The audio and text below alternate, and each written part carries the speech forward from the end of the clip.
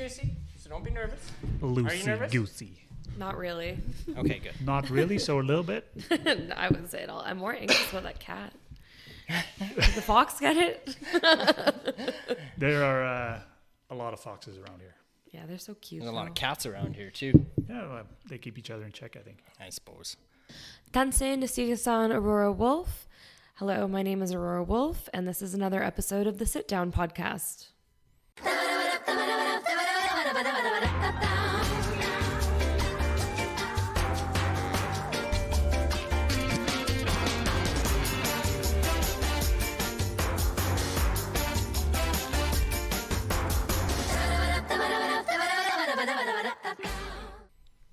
Perfection. Hello and welcome back, everybody. Good to see you guys tuning in.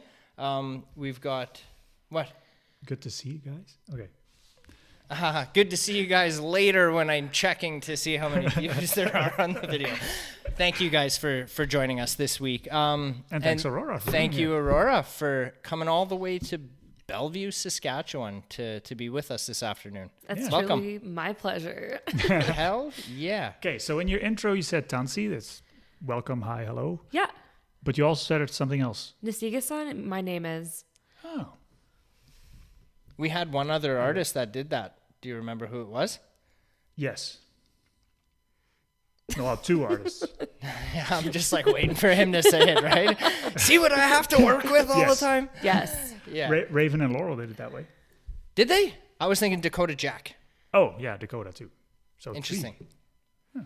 Right on. And that's Cree. Cree? I Yeah. was going to say Cree. Yeah. I was like, maybe it's not. But yeah, heck yeah. Yeah. Right on. Yeah. I love it. Is it the same in Dene? No. No. No, Dene is totally different linguistically. Like, I think Dene has like 56 letters in its alphabet. Yeah. It's one of wow. like the hardest languages to learn if you don't speak it. No doubt. Yeah. How many languages do and can you speak? I Currently. speak English and I speak like fragments of Cree when I can. Right. So 1.5. I don't know if I'd even go as far as to call that a half. Right on. I wasn't joking when I said we were very honored to have you in town here. It means a lot to us, man, because we're out here in the middle of nowhere. We quite frequently go into the cities and everywheres and catch artists such as yourself performing.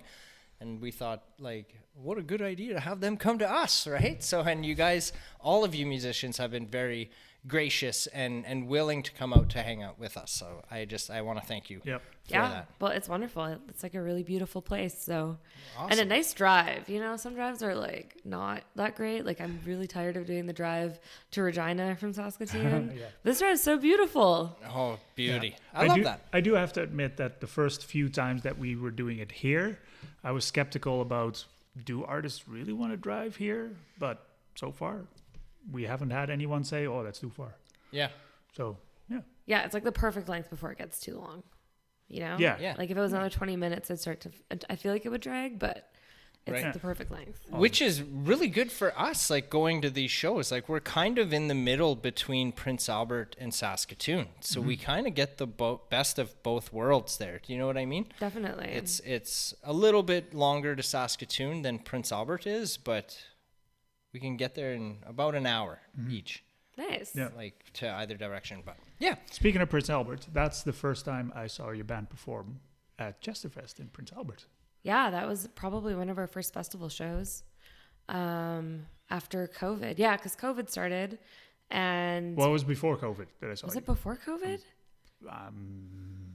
90% sure. I don't think it was. No? I think it was right after. Cool. Maybe I didn't see you last time. Yeah, because we only played, before COVID, we played at Black Cat with John Dale. And then we played a Lugo at the Ramey, which is really wild for our second show. And then we played the Sask Sampler in Regina, which is like where you kind of go to like audition for all the festivals in Saskatchewan. Oh, Interesting. okay. Yeah, so we did those three. And then I think we came home and did a Nest Creek audition, and then everything shut down like the next day. Right. Yeah. My God. So, okay. So Now you threw me that off. being said, so the band has been together for how many years would that be then? Would you say 4 years? Is that accurate? I would say 4 years is pretty accurate. Yeah. Like, the first, like, I guess, original iteration of it would have been, 4 years. That sounds right to me. I did see And an it interview. 5 almost, actually. The band is Dump Babes, because I don't think we've mentioned that yet. Oh, yeah. My band is Dump Babes. Yeah. Not the Dump Babes. No. Dump Babes. Yep. I watched the interview you had with LJ. That was posted. I think it was like, I don't know, last year or something. And you were talking about that, like how you guys came up with the name. And I really like this story. Would you be willing to share that story of how the name came about? Yeah. Okay. It's really funny because we're always like, we need to think of like a better story for this because it's like kind of long and like rambly. I love it though. It's so good. I'm glad that you like it because we're like, I wish we had something shorter and like a little more snappy to be like, it was this.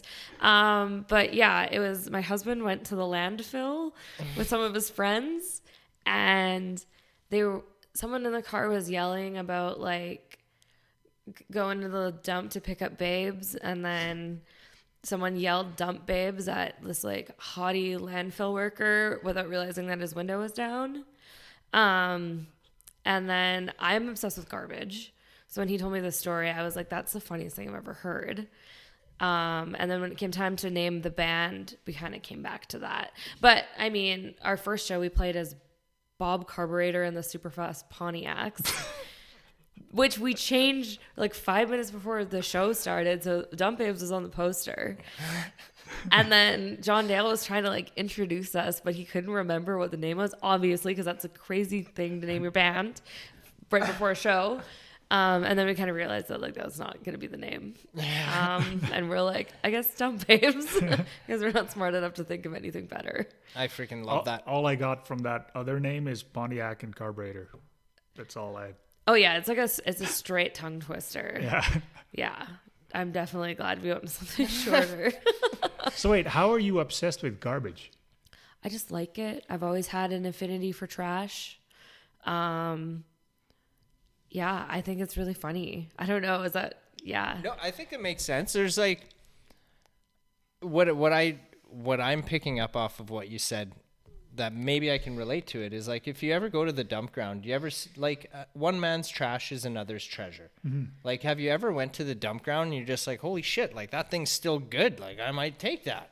Any dump ground you go to, there's always like there's dozens of people sifting through other people's garbage, whether they're homeless or not. There's always like there's treasure in there. I get it. I get the why you would. I kind of get it, but if I'm at the dump and I see whatever, I don't think, oh, that's still good. I think somebody threw that out for a reason.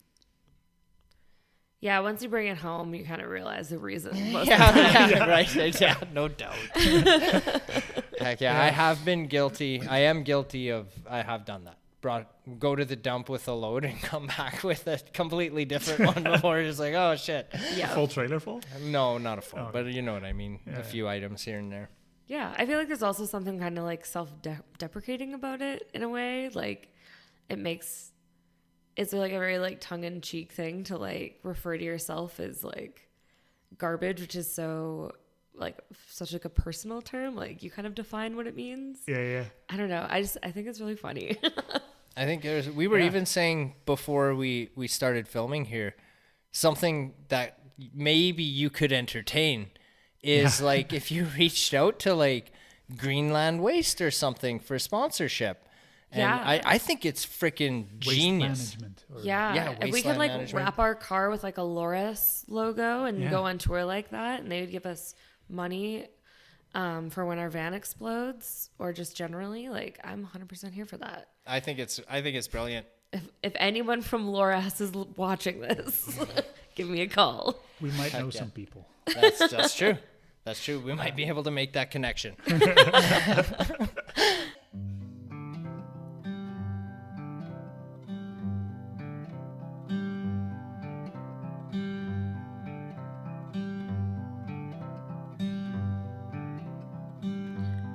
Eye to eye with green waves, you took a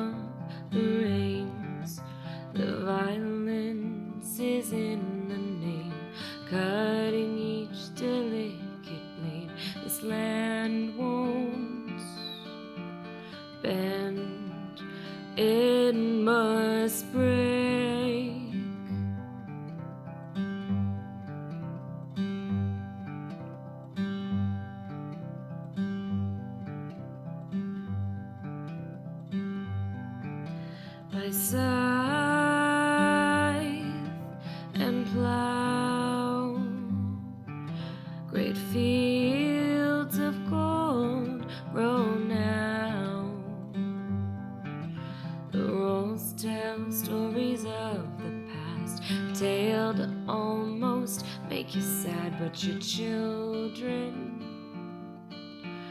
can't eat grass.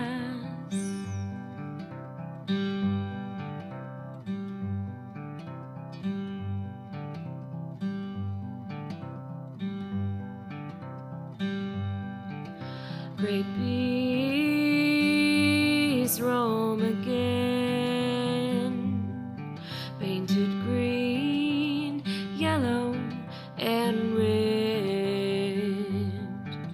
What once was unbroken silk isn't now a patchwork quilt, dominated by the name your grandfather built. Your blood beats for the pulses, bread box for the masses. You never ask, you don't wanna know the truth that your hands have sown in this graveyard. You call home.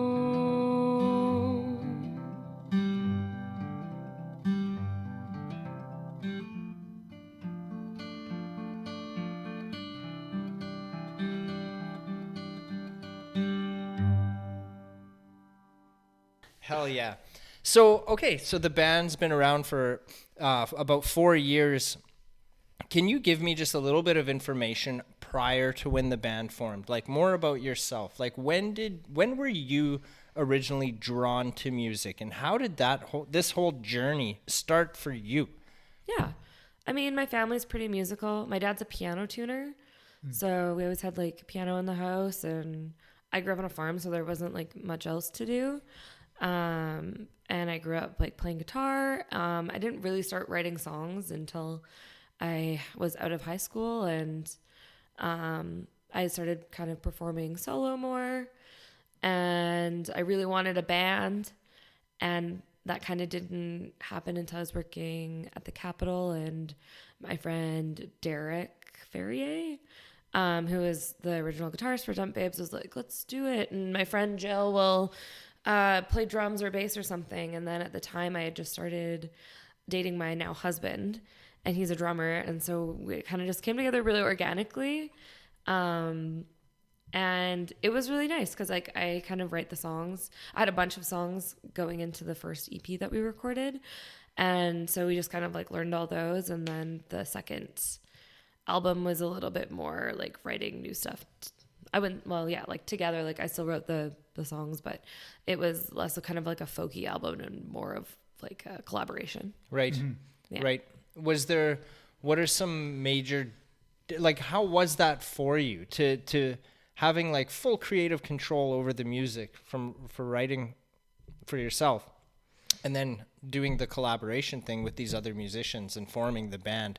Was that difficult for you to do, or was it just something that was like, oh, this is new, this is fun, exciting, I like this? Like, it was great, honestly. I feel like it pushed me so much to become like a better musician. Like I barely call myself a guitar player on the best of days. So it's nice to kind of like, I'm a lot better at it now than I was when I first started. And I feel like I wouldn't have gotten there if I hadn't started working with other like musicians. And right. Just people having different tastes in music as well is really nice to be around all the time. Yeah, so I was really grateful for it. And actually it's really funny because now when I play solo, I'm like, oh, there's nobody like keeping time for me and making sure that I like don't speed up a bunch, or like I don't have all this like padding around me in case I like mess up, you know? So it's almost like more intimidating now for me to play solo than like with the band. Whereas before I like never had any problems playing solo. I was like, oh, I'll just get through it. It's fine. Yeah. Which is really funny now that I have like an anxiety around it a little bit. Well, you did perform some songs for us here today, which I think you knocked it out of the park. It was well done on Bravo on that. Yeah. Was that experience intimidating for you here today? No, you guys are cool. Oh, thanks.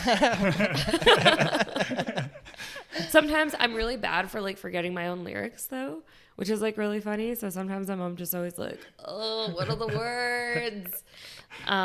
Which is, I think I got them eventually. Maybe I'll send you that clip that we can put in there where she starts playing and then she takes a breath and then nothing came out.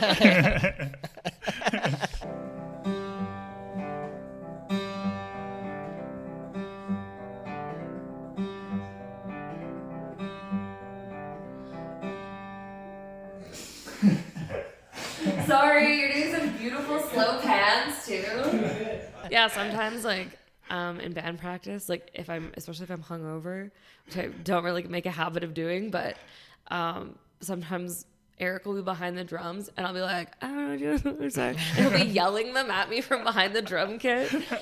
And like it's not even just like if I'm at that point where I'm forgetting words like that, like it'll be like the whole practice, he'll just be like yelling them at me because I'm just like too stupid to function. That's hilarious. Where do you guys do your recording? We do it at Rec Hall. So our keyboard player, Barrett Ross, it's his kind of studio. Yep.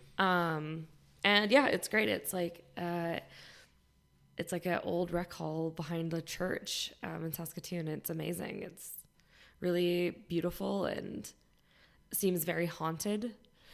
Yeah. I hear a lot of good things about that and Barrett. Yeah, Barrett's great. Yeah, he's really awesome. He's super helpful, and he has like 1 million keyboards. So on this last album, I was like looking for really specific kind of string sounds to put on, and he was like, "Oh, we'll just use this keyboard off his like bookshelf of keyboards." And it was, I forgot which, it was like an Emu keyboard that you put like floppy disks in, and then it like loads the floppy disk, and each floppy disk has like 8 kind of versions of the same sound, and then you have to like punch some like old timey buttons, and then you like get these like amazing sounds. But it's really cool. Yeah. But it takes kind of a long time to load in the thing. So like, I feel like playing it live would be really challenging if you like, we're trying to switch sounds all the time. Cause you're like, it's just like buffering constantly. Yeah, the crowd standing there. Okay, we're ready. Yeah, hang on. like, it's let loading. Me put in this floppy disk here. Yeah. So that's always great. There's like always a bunch of very like, I don't know, like fun toys to use. Which is really great. And also, Barrett's amazing at playing the tambourine. Like he's amazing at most instruments, but he's like a phenomenal tambourine player, which is good because I'm a terrible tambourine player. But sometimes like we'll get him to record the tambourine. It's really funny because he's like so concentrated. And it's the only time I get to sit in the booth and like hit the record space button. Freaking right. So he's as determined as Will Ferrell playing the cowbell. Yes. Oh, yeah. Yeah. Oh, I love that. Yeah, it's great. And he's been great. He's produced our last 2 albums, and I feel like really just kind of helped us get our sound together. And also when we did Nia Kuminitsagan, our last album with him, I had like really long, some of the songs were like so long.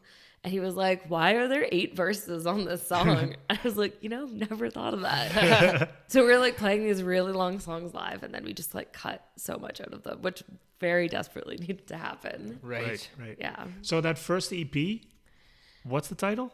Our first EP is just called Dump Babes, and we recorded that in the wood room in Jill Mack's basement. Yeah. And then our first LP was Nia Kuminitsagan. Okay, say that slower. Nia Kuminitsagan. It means I'm a bastard. In Cree. And our latest one's called Known Liar. Yes. Yeah. That was easy enough. Yeah. Yeah. Okay. Everyone trips over the Cree a little bit, but it's good. But whatever. I love it. Yeah. I love it. Yeah. So something else that we kind of loosely touched on prior to starting recording, you had made a comment about the difference in how you released the older albums compared to this new one that's coming out. And I'll quote you where you said, we're actually doing it the right way this time. And we're doing it the other way around from last time, and you thought it was going to be easier. Yeah, but it wasn't. could we touch on that a little bit, just for like what is the right way on how to properly release music? Okay. gonna preface this with saying that this is not advice for anyone to release their album in any ways. This is just simply the way that we have the resources to release. Yeah, absolutely. Our album. If I may, I'll even add to that.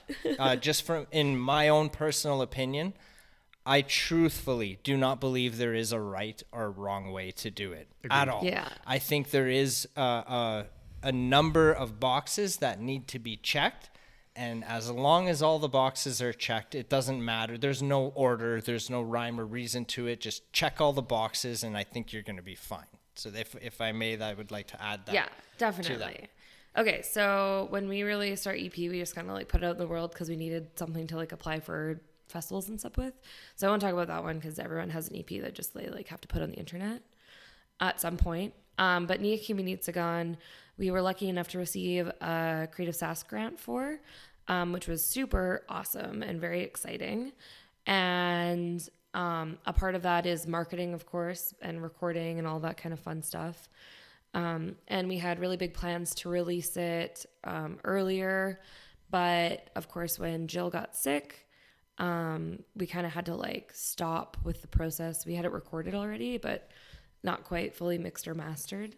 And that just got put on hold because we needed to, take care of our friend. Absolutely. And focus on like our health generally, which is more important. And then when she passed away, we're like, okay, well, this album is basically done. Let's release it.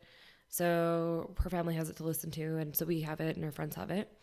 And we just kind of like got it mastered, released it. And then we're like, okay, we have a little bit of our grant funding to fulfill and some marketing that we need to do. So we hired Anti-Skeptic Entertainment to do like a single radio push.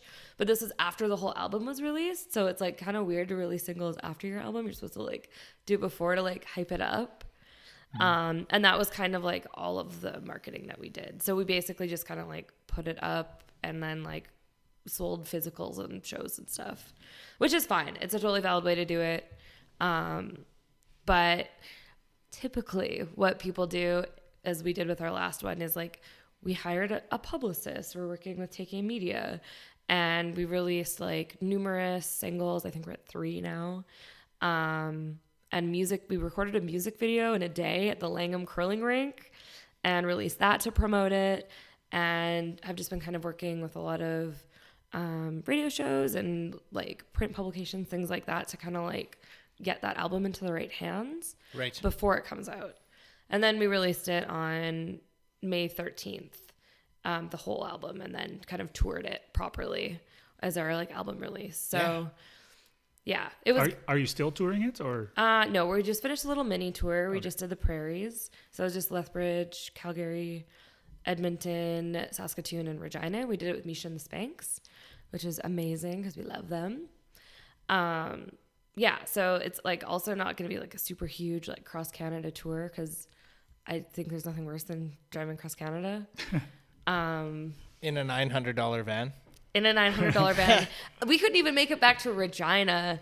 We had our like Regina show after our Saskatoon show last weekend. And our van made it all the way around Alberta, got back home, and then as we were driving to Regina, we got about halfway or like an hour away to like Chamberlain, and our U-joint went. Oh, no. And it was funny because your car just kind of starts vibrating, and I was like, "It's the road." Oh my! And my husband and my drummer Eric, who is like a 1A truck driver, or he has his 1A, he was like, "I don't think it's the road."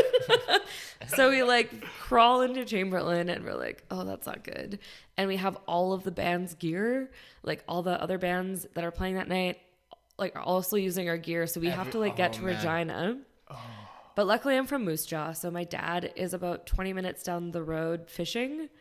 So I call him and he pulls his boat out of the water and he comes and picks us up.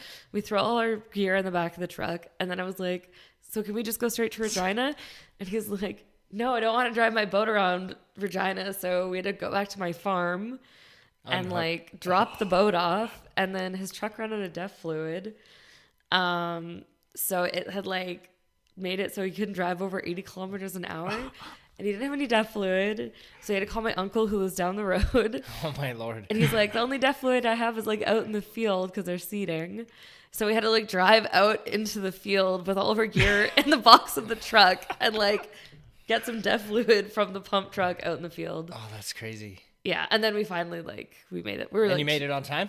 Wow. I wouldn't say we're about 2 hours late from our load-in time, but we made it before the show was supposed to start. So long story short, if there's waste management, Greenland Waste, want to sponsor a van or a CAA membership for the van. Yeah. Oh, we get our money's worth with our CAA membership. Yeah. I'm like also just terrible for locking my keys in my car. So Really? yeah, the worst. So much so that like when I was in high school, my best friend's dad had an auto body shop, and like I think he got a break-in kit just so I could, because I was like getting him to break into my car all the time for me because I wasn't capable of pulling my keys out of my ignition. That's hilarious. Yeah. Hilarious. That happened to us, well, to my wife once at the Shell in Hague in the middle of, well, her brothers are in Saskatoon and I'm over here. I didn't have a vehicle because she had it. So my brother-in-law from Bellevue had to drive to Hague To jimmy it open. yeah. So he got the key from my place, the spare key, drove to Hague, and bleep, and that was it. It was great.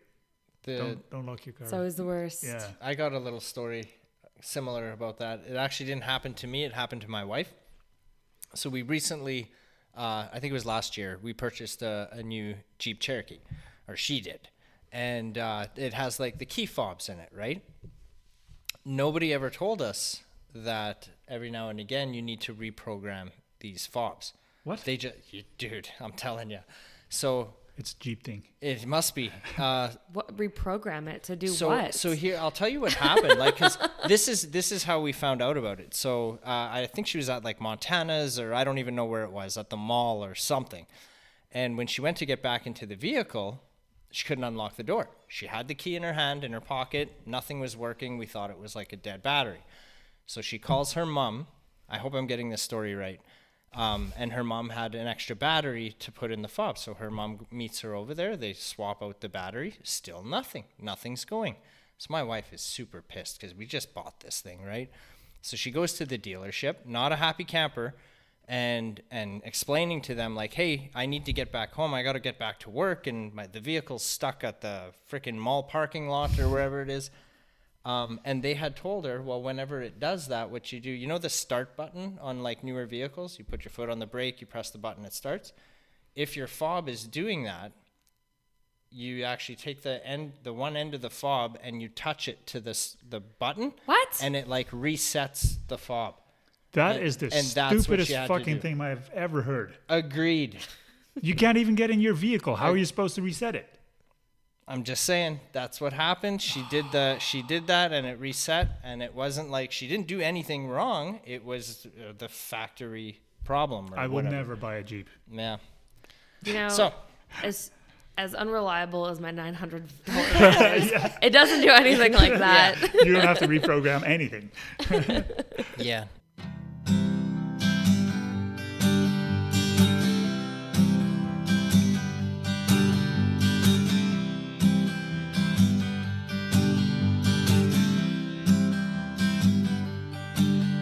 I'm smoking with my mother in the back porch.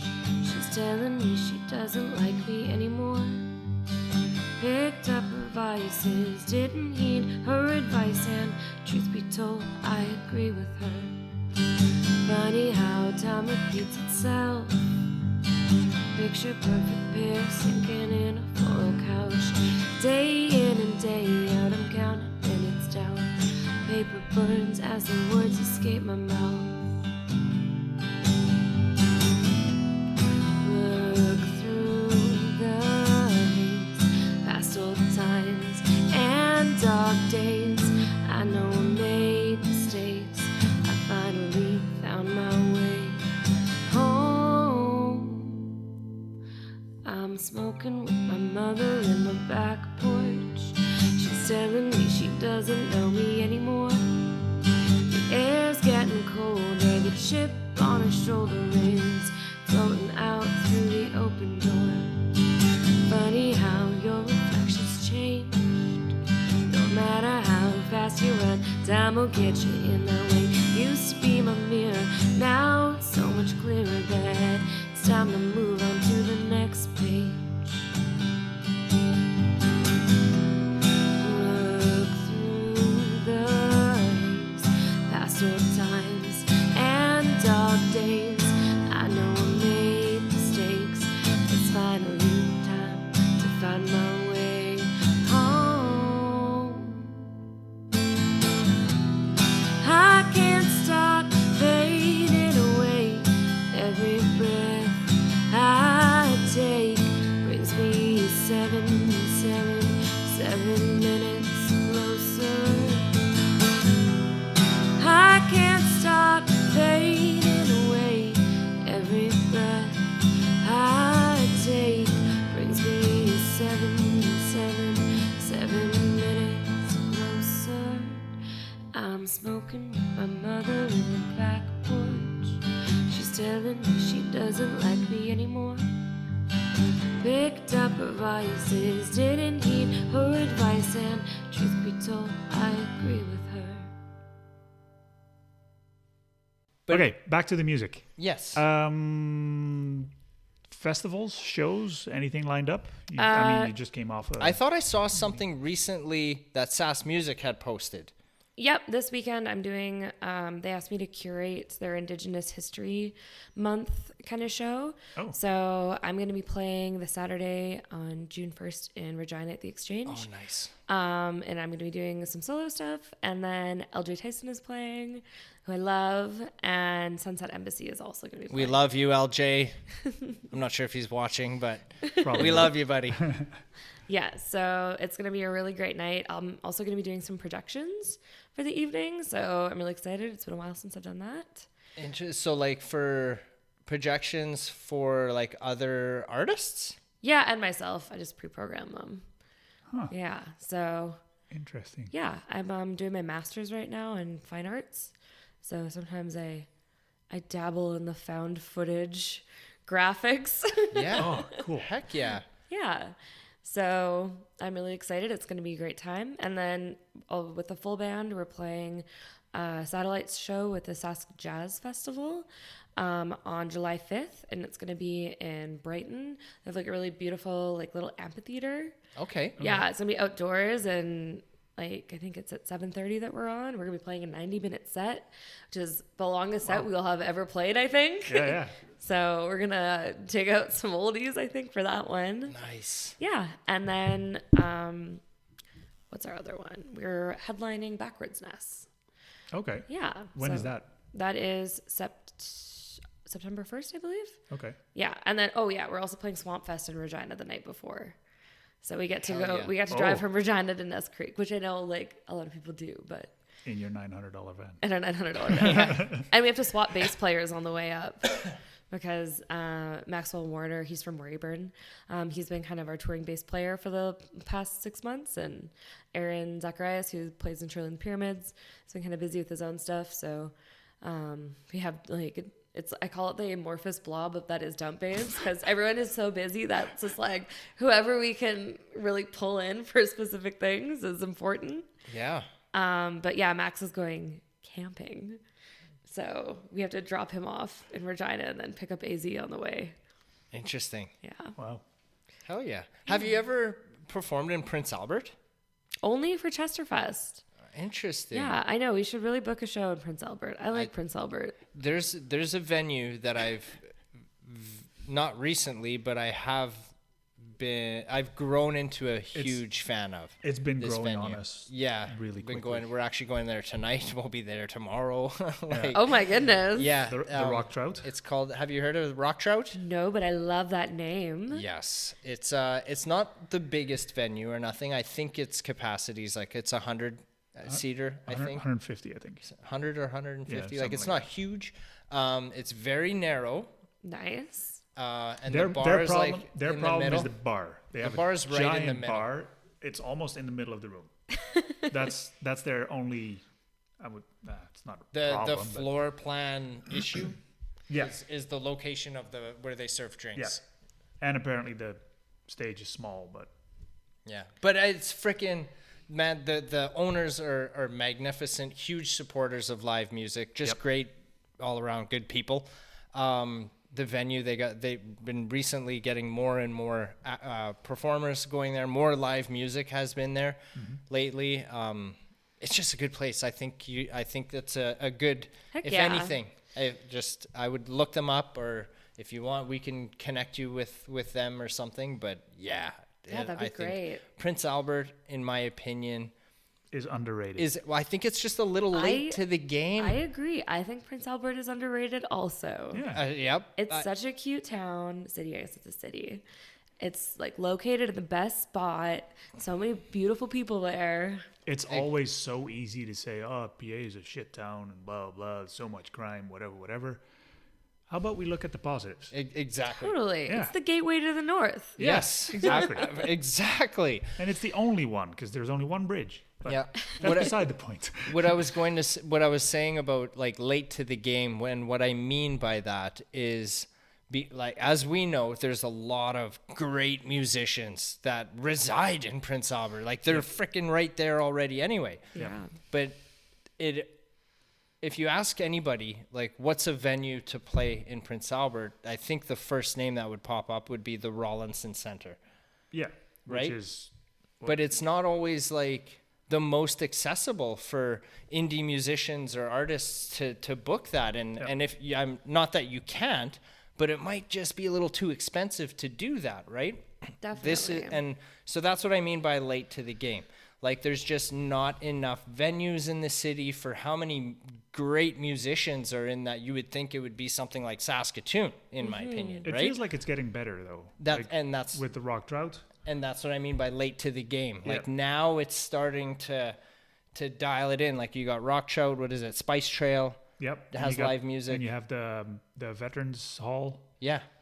So it's picking up. It's getting there. And I'm super excited about it because there's a lot of, planning going into it. It's like, oh, we could do that. Can we do this here? Can we do this there? And getting a couple yeses here and there. It's just like, oh shit, like it's gonna happen, and it's gonna happen really fast. Where Prince Albert is gonna, I think, be very known for its music. So soon, Dump Babes in Prince Albert.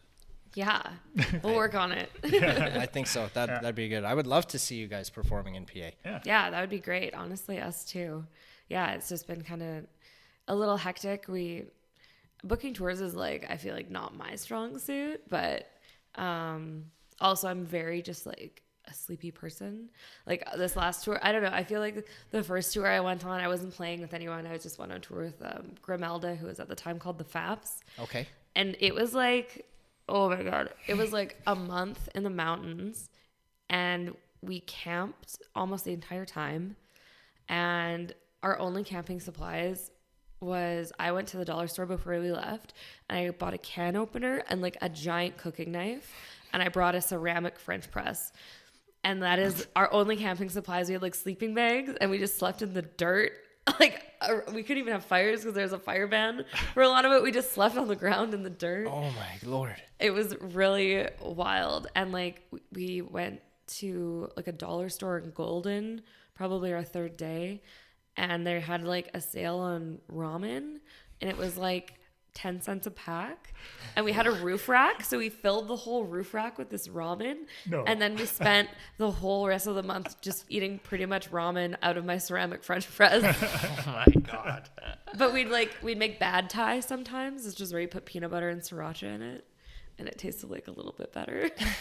But yeah, it was like the scurvy tour. Peanut butter and sriracha. Yeah, bad Thai. I'm gonna try that. For a month? No, just once. You gotta do it for a month, bud. Yeah, it was crazy. So this tour, we like had hotel rooms and like fancy. took a shower every day. And then I was like, we play a show, and I would not even make it through like an episode of Seinfeld, which is like the only touring constant, I think, now. Like before, we used to think that like, oh, it's crazy, there's always like a Seinfeld marathon on every time we tour. But then now it's just like that's the only thing they play on cable. Like you can always find Seinfeld on hotel cable. So like it's just because it's like your little slice of home for some reason. Oh, that's Something hilarious. familiar, yeah. I love that though. That's what's the freaking word I'm looking for? For familiarity? Is that even a word? No. Okay. Anyways, cut. That's getting cut. But yeah, it makes it familiar. I totally get what you're saying. Yeah, definitely. Awesome. So what do you prefer to play? Like small town bar, festivals, like I don't know. I like playing every kind of show. I don't really love when people are sitting down. Like we played in Lethbridge at the Owl, which is an amazing venue. Like so great. Love the Owl. I think it was like maybe I feel like it was someday during the week. It wasn't a weekend, but everyone was like sitting at like little tables. Like it was like dinner theater. And afterwards I was like, oh, I don't really know if they were like into it. And then everyone's like, that was amazing. And like, we loved it. And I was like, oh, you never know. Because you were all just like so very politely like looking and like pretty straight face and like very polite claps and stuff. So that stuff, like I still like it, but I definitely like when people are dancing for it or like, I don't know, standing even. Definitely. interesting. We had conversations with other artists that are going through that same dilemma. Like, I know you're standing there, but you're not moving. Do you like my music or are you standing there? And then we were discussing, like, I'm like that. I don't dance. I just stand there and bob my head. If you see me bob my head, I'm enjoying the show. He loves it. Yeah. If you want to find us at a show, I'm more than likely going to be front row center, like right in front of you. That's how you'll know I'm there. And if you want to find Mark, look at the back of the room. You might see a guy standing there. Yeah. 6'4", just bobbing his head. That shows the differences between the two of us. You like you can encompass the perspectives of the room. Definitely. Provide a really accurate That's right. review. Yeah, we planned it that way. Yeah, definitely. I'm also one of those people that always ends up at the very front of shows. Even sometimes I'm like, I'm going to stand at the back. I can't handle open space in front of me, so I always keep stepping forward. And then I always end up at the front, and I'm like, this wasn't my plan. I'm similar that way too. I've tried to stay at the back at shows, and I just end up right at the front, like mid-set. All of a sudden, I'm there. I like seeing people's reactions though, and it's also maybe it has something to do with my height because I don't like blocking people. But I mean, I'm not wide, so. Tall but skinny. Yeah. Yeah. But if I'm at the back or middle of the crowd or something, then I can see the reaction of the crowd to whatever's happening on stage. I like that too. So maybe that's why I'm usually in the back. That makes sense. Yeah. Thank you for not being the like one token tall guy standing at the very front at every show. That I always give that guy a dirty look. Really? Or more so like, what are you doing? You're like 7 feet tall. Yeah. Like you're basically, it's the worst when you're playing. That person is standing there because they're like at height with your crotch basically. And it's like, why are you here? Like just step back a little bit. You have a good viewpoint from everywhere. Yeah. I'll see you no matter where you are. It's okay. Yeah. Yeah, that's exactly what it is. Hell yeah. I don't want to stare at artists' crotches all the time. We thank you. Yeah.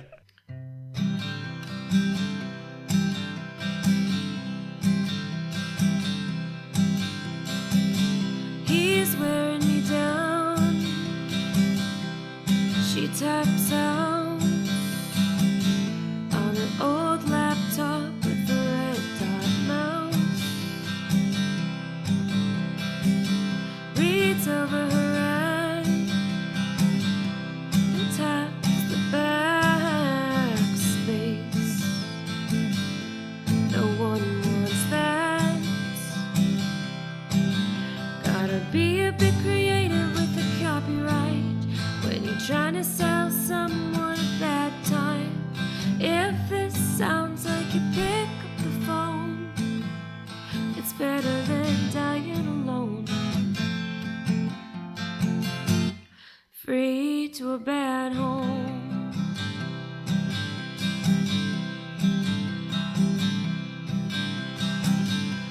The editor is calling her. If you want him gone, you should spring for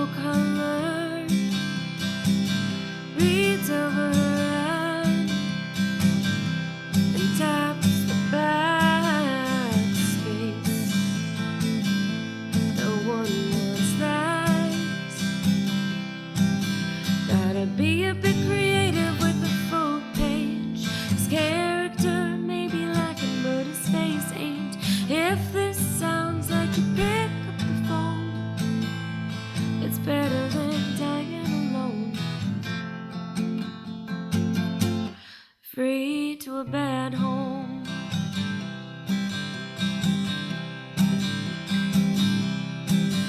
I'll accept any offer with assurance that I suffer. If you're interested, call a toll-free number. Our associates are waiting eagerly. Free delivery. Gotta be a bit creative with the copyright when you're trying to sell someone a bad time.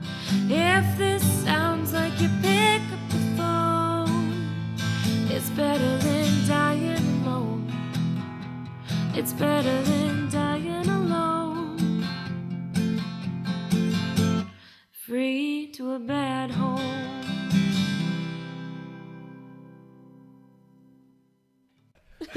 When you are in the zone and on stage there, are you like looking at the crowd and seeing their reaction and stuff, or is it all like as you're performing, is it like you're in another place and you're just like in the zone and you can't see any of that, the crowd or anything? Like, how is it for you as an artist on stage? I'm a very aware performer. I'm always looking at the crowd, which like sometimes is very distracting.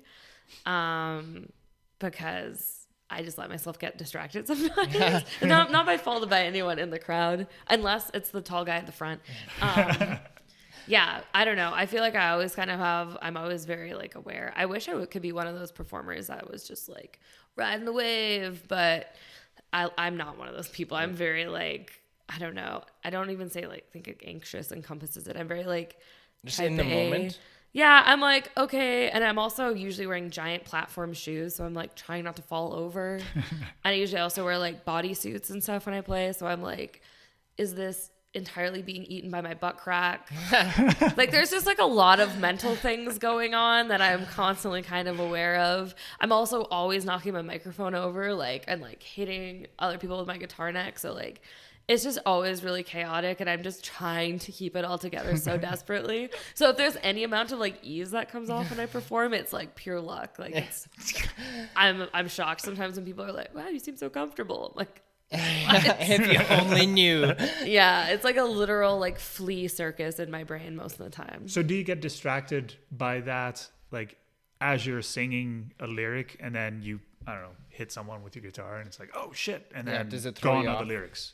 Oh yeah, all the time. Oh, okay. I'm pretty good at just like making stuff up though, so or like really mumbling my way through things, you know, when you have to.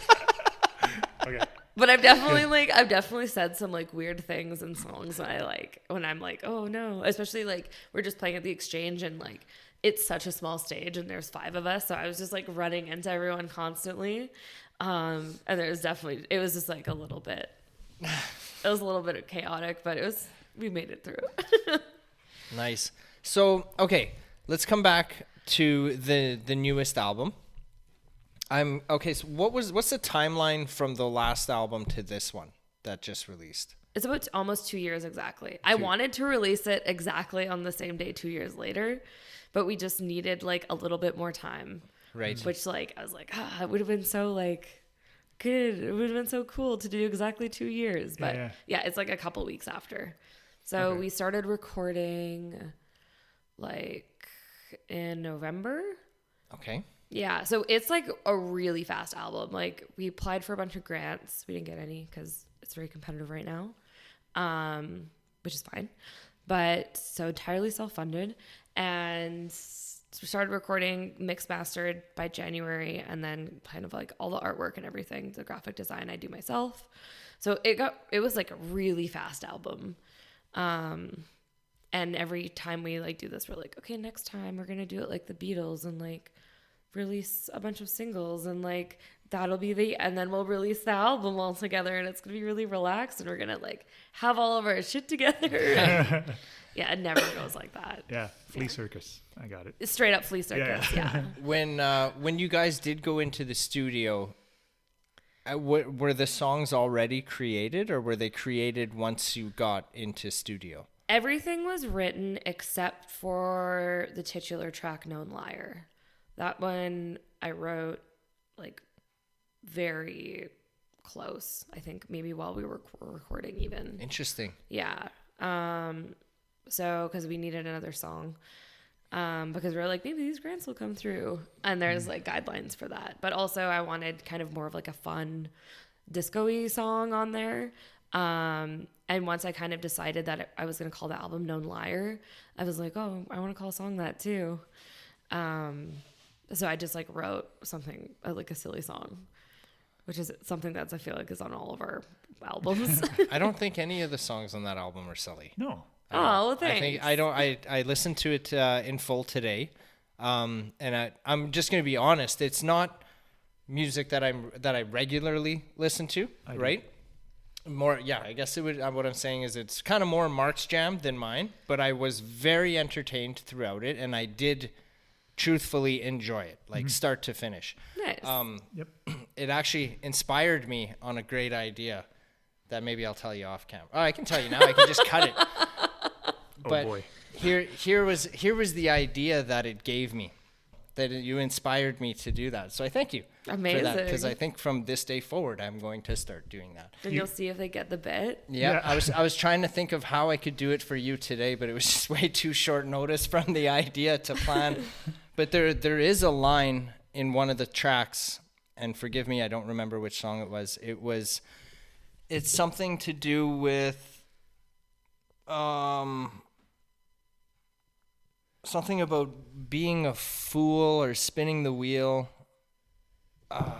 Don't play the game, play the fool. Yes. Where you're spitting the truth. Yeah, I don't know why that line it jumps out to me. So I'm very curious about that line, because I freaking love it, and I don't think I understand what it means.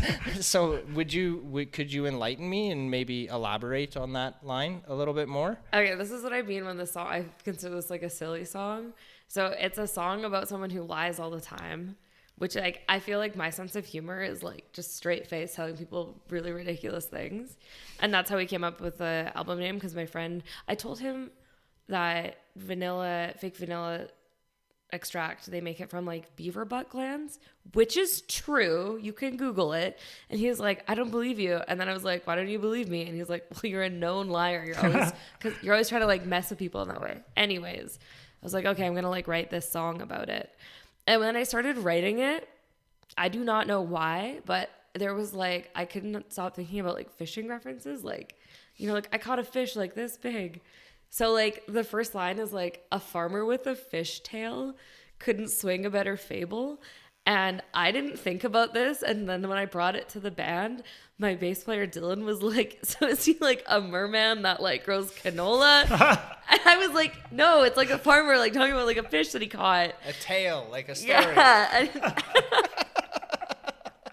So there's all these like fishing references in it. Or like net kind of references in it. And yeah, that's kind of one of them. It's like spinning a web of lies or something when you're spinning the truth. Yeah. So what's that line again? It's don't play the game, play the fool when you're spinning the truth. And that says, does your web hold water? So is your like story watertight? Yeah, I like that line. Thanks. But yeah, so I thank you for the inspiration for that, because I think it's a damn good idea. I was thinking about you when I wrote that song. Yeah. Think of how much I talk so much shit all the time. Thank you. I'm the known liar, you guys. No, just kidding. We just met today. But yeah, I thought the album was very well done. For it not being like my go-to genres, I was very entertained in it, and I thought it was beautiful, man. Just lyrically, melodically, all of the above. It was very well done, produced, all that. So congratulations. I think it's great. Thank you so much. Have you gotten any feedback on like how is it being perceived to date? Because it's been out for a few weeks here now. Yeah, it's been over a few weeks. It's been doing pretty good. We're charting on the Indigenous Music Countdown, which is really surprising because they kind of like 3-minute long songs, and all our songs on this album are really long. So Citronette, our first single, is like 5.5 minutes, and it's moving up consistently, which I'm really excited about. So that's really great. And yeah, we've had a couple of reviews for the album, which I'm really excited about. Piper Boone just did one, I think it was yesterday. And it's all been really great feedback, so I'm really excited about it. We'll see like what kind of happens with it going forward, but I feel like it was a really organic kind of follow-up to our last one, so we'll see. Maybe the next one will be like a electronic album or something weird. Awesome. I'm in. Yeah. So when you release an album, I just thought of this, probably a stupid question, but when you release an album, are you setting kind of goals like we want this many streams by that date or something, or we want this many physical sales if you do physical sales by that date? Is there any goal setting, or is it just like whatever happens? I mean, I can set as many goals as I want, but like it really depends on how people, respond to it. Like, I mean, you really just gotta tour and put the time in and be realistic about what you can put into it. Like, unless you're like someone really awesome with a really good team behind you, but kind of like for more indie projects, like it's getting harder and harder you don't really have those like explosive moments, so basically anybody that I can get listening to this album I'm really excited about. And like if people are enjoying some of the music, that's all that really matters to me. Hell yeah. Cool. I did think of a question which I don't know if it's too much or not, and if you want me to take it out or not even address it, then we won't, or I mean we will take it out. But my question is, from an Indigenous artist, in your experience, do you find it hard to, because you're Indigenous, to get like the music on the radio, for example?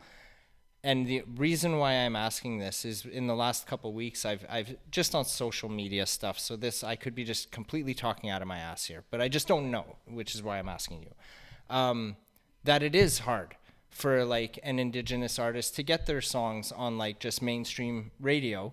But I am informed that a lot of that is going to be changing. I think I saw Raven Reed post something about how that's in the process of being worked. Like the government is saying like you need to be playing more of it or something to that effect. So don't quote me on any of that. But generally speaking, that's the information that I have obtained in the last couple of weeks. And I'm just curious, is that accurate? And have you noticed any type of change in the proper direction that it should be going into? I mean, I'm so new to radio myself. I'm really just starting to get like a grasp on it. I think like college and community stations are so great, and we've always had a lot of success on that, but you don't really make money from that kind of radio, kind of more ad driven commercial radio is really where the dollars are at. So like for us to be on the Indigenous Music Countdown, that gets played on Sirius, which is amazingly profitable. It's like $50 a spin or something. Like it's crazy. I know a lot of artists that like they support themselves through Sirius mainly because streaming is garbage. So I mean, like, yes, it is really challenging to get on the radio and to like get teams behind you. But I think also like it's hard for everyone, but not everyone starts out with the same amount of contacts with resources. Lots of like people don't know how to access grant funding. So I feel like for me, I have a lot of access to a lot of those things. Also, I'm a very white passing Indigenous person, so I don't like face a lot of the like overt racism that a lot of my like Indigenous relatives do. So I have a lot of privilege when it comes to that, but I definitely like agree that there is a systemic problem in the way that our like music industry is run. And most of the times it makes me just like want to record tapes in my garage and sell them out of the trunk of my car. But I understand the value in like doing things the way that we have been. Sometimes I get a little grumpy though. Right. Well, thank you for the honest answer on that. I'm very curious about how that's going to go and how that shift and change is going, because I think it's well overdue. I truly do. I see it as good music is good music, and I'm not sure if we need to put a Indigenous or non-Indigenous stamp on there. I'm really tired of like getting kind of like stuck into that, because I feel like sometimes I will be put into that to like fill a quota or like to check a box, right? Yeah, which I don't love. Like I don't love like the Indigenous category at awards shows. I think you should just have more Indigenous people in all the like other categories. And if there's not Indigenous people in those categories, then you need to change the like way that you're judging them, because clearly it's not working. I agree 110% with you. But yeah, we'll see. I don't know. Like my undergrad's in Indigenous studies, so like I could like talk about this like until like tomorrow at the same time. So I'm gonna stop myself. We asked the right person. Yeah, well, yeah, and I respectfully I thank you for the answer. I didn't know if I was like gonna. No, it's all good. Yeah, I feel like I'm always the person at like conferences and stuff. That's always like I'm not gonna say anything. And I'm like, it's terrible. I have no self-control. Right. No, so congratulations on that, because that is exciting news. I freaking love that. I did have something and I don't remember what the hell it was now. Sounds like a good way to end the show. I think so. Is there anything that we have not addressed before we let you go that maybe we should? No.